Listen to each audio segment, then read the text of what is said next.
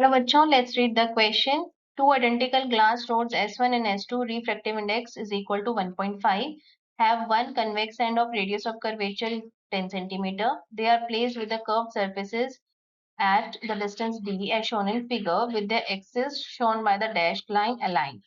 When a point source of light P is placed inside rod S1 on its axis at a distance of 50 cm from the curved face, the light rays emanating from it are found to be parallel with the axis inside S2. The distance D is option A 60 cm, 70 cm, 80 cm or 90 cm.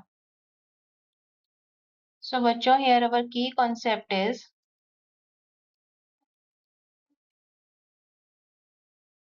refraction at curved surface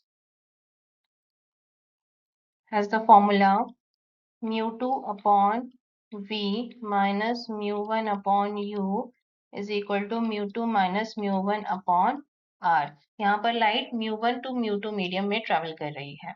अब यहाँ question के according देखा जाए तो आपका light जो है S1 जो ग्लास रोड है वहां से एयर में ट्रेवल कर रही है, तो दैट मीन्स हम ये कह सकते हैं कि जो mu1 है वो है 1.5 और mu2 है 1 और आपको रेडियस ऑफ कर्वेचर गिवन है 10 सेंटीमीटर. तो सबसे पहले जो आपका पॉइंट P है it act as a source, सो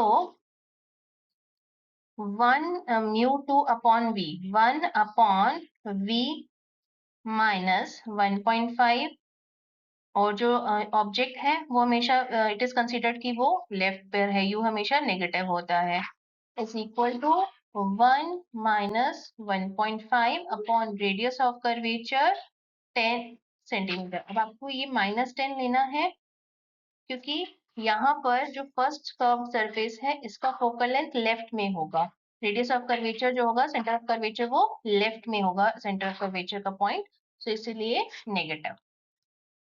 तो solving this we will get 1 by v plus 3 by 100 is equal to 2 by this is equal to 1 by 20.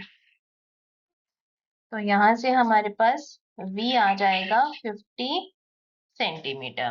अब इन दोनों के बीच में डिस्टेंस d है तो हमारा जो इमेज बन रहा है वो 50 सेंटीमीटर है, तो वो S2 सरफेस से उसका जो ऑब्जेक्ट डिस्टेंस होगा वो कितना होगा d minus 50. So this acts as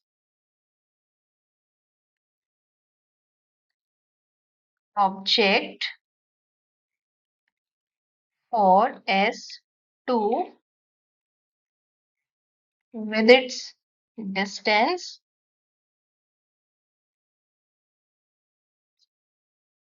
log is equal to d minus 50. अब ऑब्जेक्ट डिस्टेंस है, object is considered to be kept on left, तो ये माइनस साइन आ जाएगा. अब आपको क्वेश्चन में ये गिवन है कि जो रेज एमिनेटिंग है from it are found to be parallel. That means हम ये कह सकते हैं कि जो हमारा इमेज है वो कहाँ पर बनेगा, इंफिनिटी पर, क्योंकि पैरेलल रेज है और आपके पास radius of curvature again 10 centimeter. So now using the formula 1 upon infinity minus 1 upon minus d minus 50 1.5 minus 1 upon 10, यहाँ से आपके पास आ जाएगा 1 upon d minus 50 is equal to 1 by 20. तो d आपके पास आ गया 70 centimeter. So our final answer is option D 70 centimeter. I hope you understood it well. Best of luck.